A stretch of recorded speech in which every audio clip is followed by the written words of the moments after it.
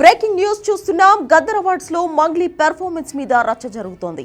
ఈమె తప్ప ఎవరు దొరకలేదా అంటున్నారు ఆడియన్స్. మంగ్లీ గొంతు సెట్ కాలేదంటున్నారు. డాన్స్ వేసే పాట కాదంటూ కామెంట్స్ చేస్తున్నారు. ఏ పాటకు ఏం చేస్తున్నామంటూ ఆడియన్స్ ఆగ్రహం వ్యక్తం చేస్తున్నారు.